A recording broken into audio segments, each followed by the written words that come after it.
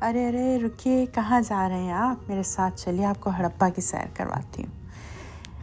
آپ کہیں گے کہ ہمیں ہڑپا سے کیا لگے؟ ہمیں تو اٹلی، فرانس، لندن، جرمنی وغیرہ جانے کا شوق ہے۔ اگر میں آپ کو یہ بتاؤں کہ ہڑپا پورے یورپ سے صدیوں ایڈوانس تھا تو آپ شاید یقین نہیں کریں گے۔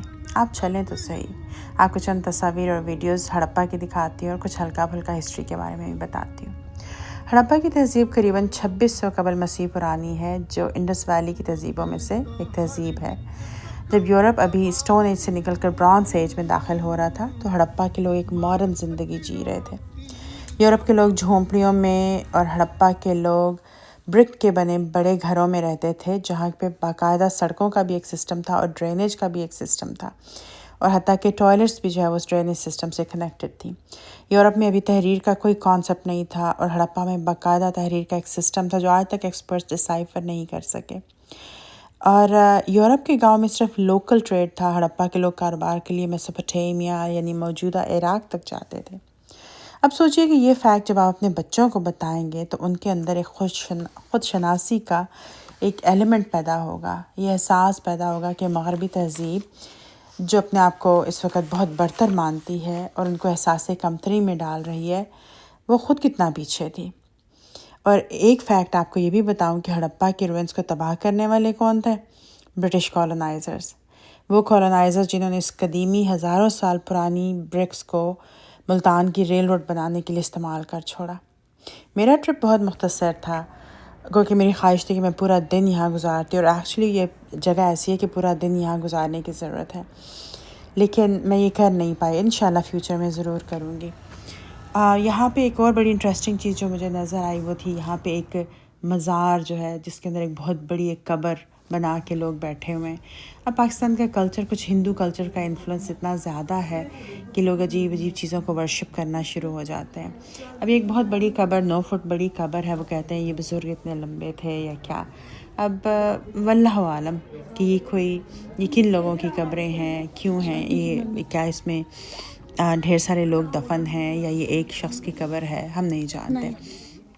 ہاں، البتہ جب آپ ہڑپا جائیں گے تو وہاں پہ آپ کو جو گائیڈ ہے وہ بتا رہا تھا کہ ایک ایریا جو ہے وہ سرن وہاں پہ سارا قبرستان ہوا کرتا تھا۔ جو موجودہ ہڑپا شہر ہے یہ پریٹی مچ وہ ہڑپا کی جو تہذیب ہے اسی کے اوپر جو ہے وہ بلڈ ہو رہا ہے، اور ابھی تک مختلف جگہوں سے جب لوگ کھودتے ہیں، کھدائی کرتے ہیں تو روئنز نکلتے ہیں، اینٹیں نکلتی ہیں، اس کے مٹی کے بنے ہوئے ظروف کے پیسز نکلتے ہیں۔ مجھے افسوس یہ ہوا کہ میں میوزیم دیکھنا میں مس کر گئی، اور آئی وش کہ میں وہ میوزیم بھی دیکھ سکتی، تو اس کے اندر بہت ساری چیزیں، انٹرسٹنگ چیزیں دیکھنے کو ملنی تھی، اور وہ بھی اگلی دفعہ بکٹ لسٹ پہ قائم ہے۔ اب وہاں پہ ہم نے دیکھا ایک بہت بڑا سانڈ جس کو کہتے ہیں، وہ وہاں پہ موجود تھا، اس کا ایک اسٹیچو موجود تھا، اور اس کے بارے میں جب میں نے مزید پڑھا تو پتہ چلا کہ ہڑپا کے لوگوں نے شروع میں اس جانور کو ڈومیسٹیکیٹ کیا تھا، تو اس لیے وہ بھی وہاں پہ ہے۔ تو انشاءاللہ جب کبھی آپ ساہیوال جائیں، منٹگومری ساہیوال، تو آپ وہاں پہ ہڑپا کا جو روئنس ہے اس کو دیکھنے کے لیے ضرور جائیں۔ کہاں آپ سٹون ہینڈز دیکھنے جاتے ہیں؟ یورپ میں سٹون ہینڈ تو صرف پتھروں کی ایک وہ ارینجمنٹ ہے جو ریلیجس ریزن سے بنائی گئی تھی، ٹھیک ہے، اس کی اپنی ایک ویلیو ہے، لیکن یہ باقاعدہ انسانی تہذیب کا ایک شاہکار ہے جو کہ بہت ہی نگلیکٹڈ ہے۔ گورنمنٹ بھی اس پہ کوئی خاص وہ توجہ نہیں دیتی ہے، کوئی ٹرپس نہیں جاتے ہیں، کوئی اسکول ٹرپس نہیں جاتے ہیں۔ ایکسیس اتنی مشکل نہیں ہے، لیکن احساس ہوتا ہے کہ آپ روینڈ علاقے میں سے گزر رہے ہیں، اور نگلیکٹڈ یہ جو ہے نا ایک سائٹ ہے۔ سو آئی ہوپ کہ آپ کو یہ ویڈیو اچھی لگی ہو اور آپ کا دل چاہے کہ آپ ہڑپا شہر جائیں۔ جب بھی آپ ساہیوال جائیں یا ملتان جا رہے ہوں تو راستے میں تھوڑی دیر ہڑپا رک کے اور تھوڑا سا اس کو اسٹڈی کریں، اور اس بارے میں سوچیں کہ انسانی تہذیب کتنا آگے گئی اور کیسے وہ روئن ہو گئی، اور حیرت ہوتی ہے۔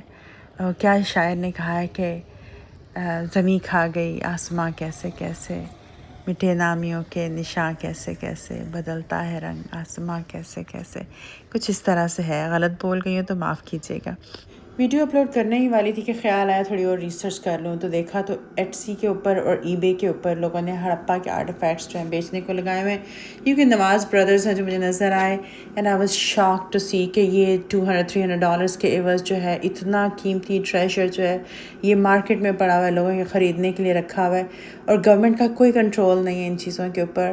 دکھ ہوا، افسوس ہوا، حیرت ہوئی، یا شاید حیرت نہیں ہوئی، جہاں پورا ملک بیچنے کے لیے لگایا ہوا ہے تو ان آرٹیفیکٹس کی کیا قیمت ہے۔